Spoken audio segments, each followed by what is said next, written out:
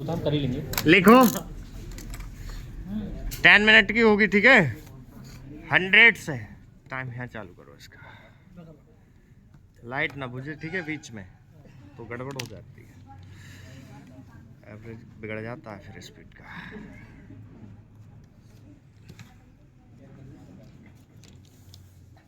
चलो रेडी, लिखो। वह काम भी लगभग पूरा हो गया और पूरा होता जा रहा है। हमारे सामने मार्ग प्रशस्त है और अब हमें इस पर चलने की शक्ति चाहिए। हम में परस्पर कभी कभी इस प्रकार की संकुचित धार्मिक अथवा सामाजिक भावना देखने में आती है, जिसके कारण कभी कभी लड़ाई झगड़े हो जाते हैं।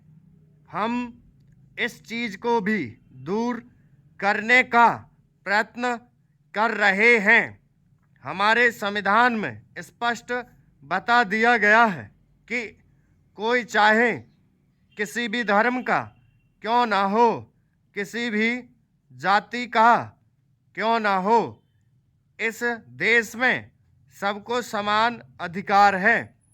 गरीब से गरीब आदमी को भी वही एक वोट देने का अधिकार है जो कि राजा साहब को है, या मुझे धर्म के नाम पर किसी प्रकार का भेदभाव नहीं किया जाता है।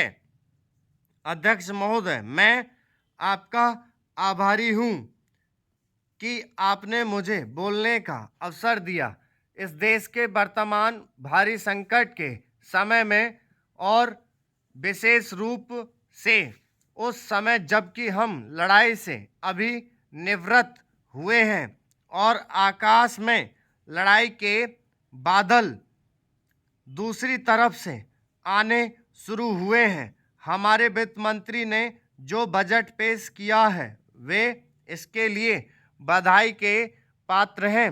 यद्यपि भिन्न भिन्न पहलुओं को लेकर आलोचनाएं की गई हैं, लेकिन यदि उनकी कठिनाइयों को भी देखा होता कि राष्ट्र को किन किन संकटों का सामना करना पड़ रहा है, इस बात पर भी अगर मेरे से पहले बोलने वाले वक्ताओं ने विचार किया होता तो मेरा विश्वास है कि उनकी आलोचनाओं का आधार कुछ दूसरा होता।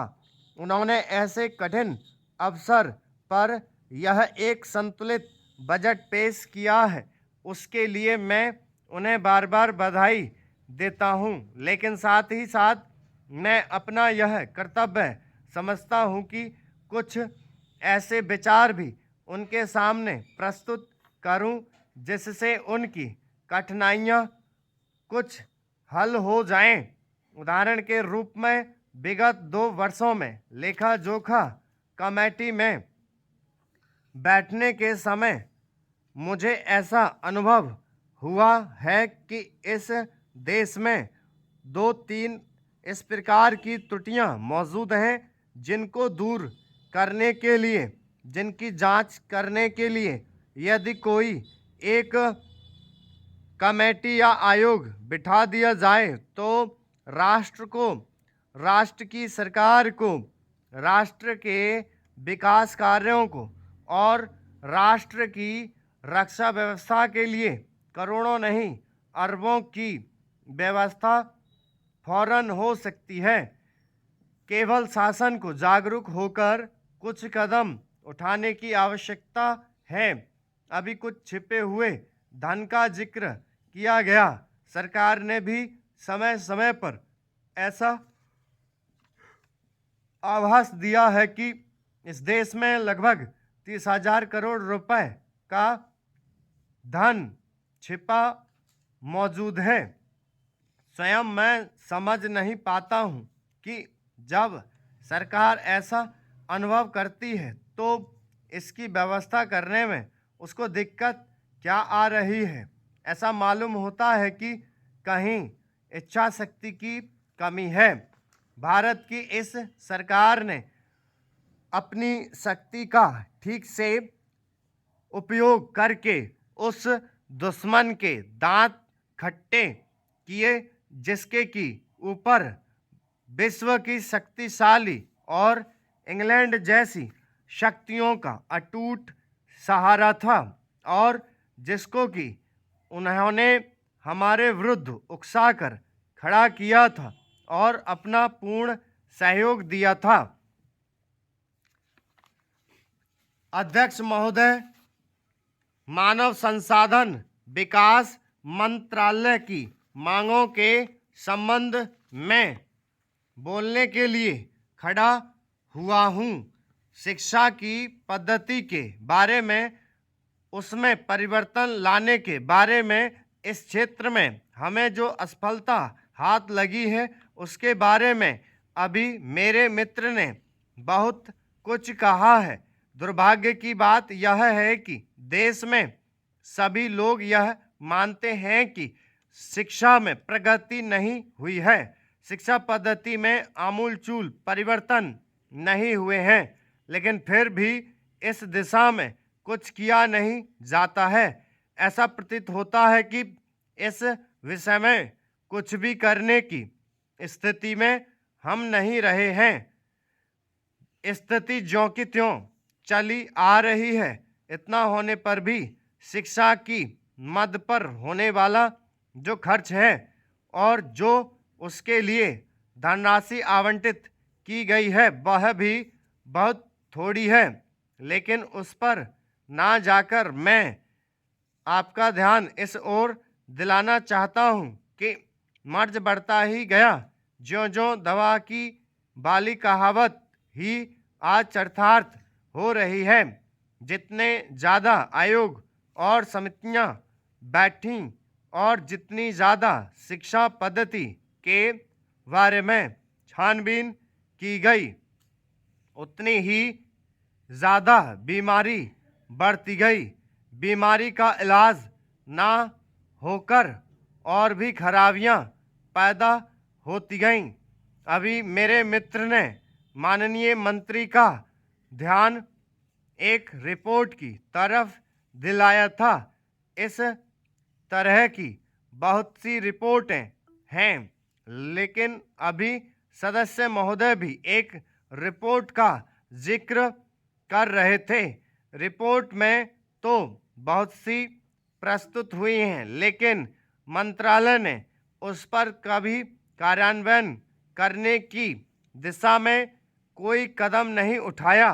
अपनी इस हालत को उन्होंने इसी सदन में स्वयं स्वीकार किया है। अपनी व्यवस्था को उन्होंने स्वयं यहाँ प्रकट किया है।